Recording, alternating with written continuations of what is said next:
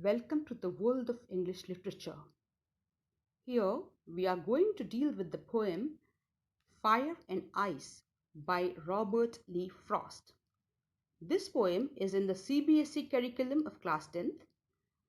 It's the second poem of the book First Flight. We are well aware of Robert Frost's poetry. Some of his well-known poems are The Road Not Taken, Mending Wall, Dust of Snow, Stopping by the Woods on a Snowy Evening, Fire and Ice, and Butterfly. Robert Frost was born on 26th of March 1874 in California, USA.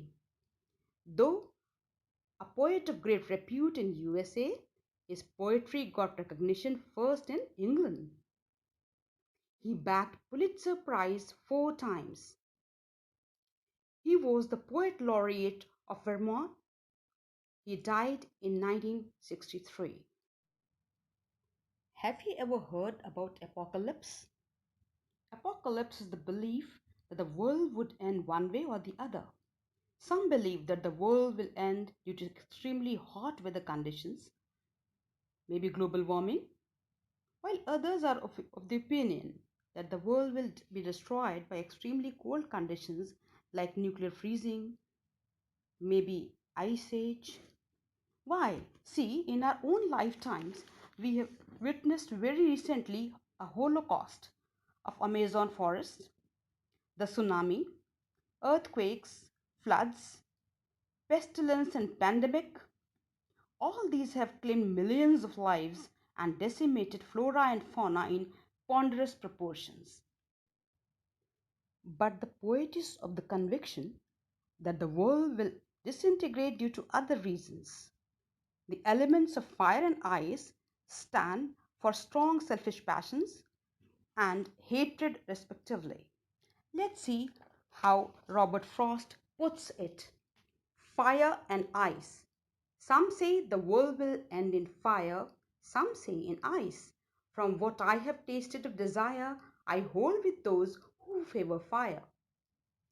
But if it had to perish twice, I think I know enough of hate to say that for destruction ice is also great and would suffice. Robert Frost. Stanza 1. See, in two initial lines, the poet presents different views, two types of different views of people. Some believe that the world will end in fire, while others say that it would end in ice. The poet prefers to go with those who think that fire will bring doom and destruction. Why? The reason is personal. He has a first-hand experience of devastating consequences, devastating power, of desire, greed, wanton passions, pursuit for power and pelf, and even consumerism if we see in present context. He equates these desires and impulses with fire. In the next stanza, he portrays a scenario where the world will end not once but twice. If fire did not work, ice will definitely annihilate the world. Here, ice is symbolic of hatred, violence, callousness. These emotions make one numb, insensitive, cold, and supercilious. The poet understands that if these emotions go on unbridled, they will lead to havoc, and which is sufficient, which is enough to wash away humanity. See, such a short poem of just 9 lines, but it does make a dent. It is a call to stop and think. The poet suggests that there is a dire need to look for and to nurture those emotions that would save the planet from such a catastrophe and make it a place worth living. These emotions are none other than love, compassion, concern, and empathy. The message of the poem is clear and strong. We see that both fire and ice, these are two extremes, and between these two extremes there is warmth. That is what the mankind needs. That is what the humanity longs for.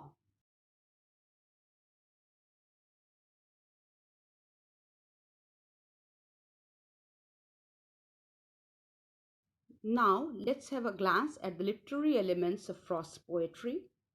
Robert Frost's poetry is marked by elements of deceptive simplicity, multi-layeredness of meaning, and symbolism, along with other literary devices.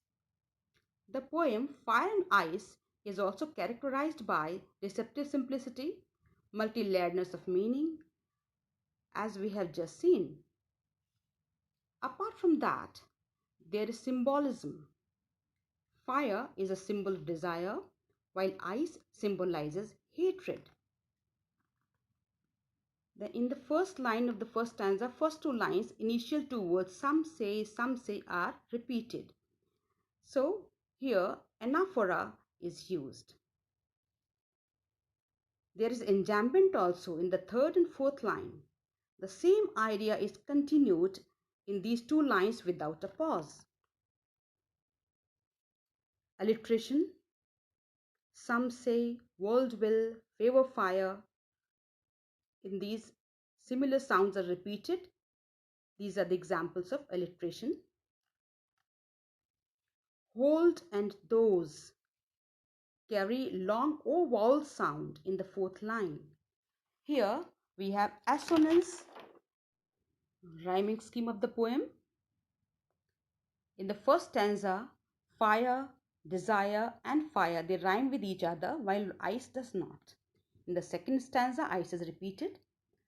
Twice, ice, suffice, they rhyme with each other. One more pair is there, hate and great. Hence, the rhyme scheme of the poem is A, B, A, A, B, C, B, C, B. Both these stanzas have a different rhyme scheme, implying different meaning, different ideas dealt with in each of these stanzas. Thank you.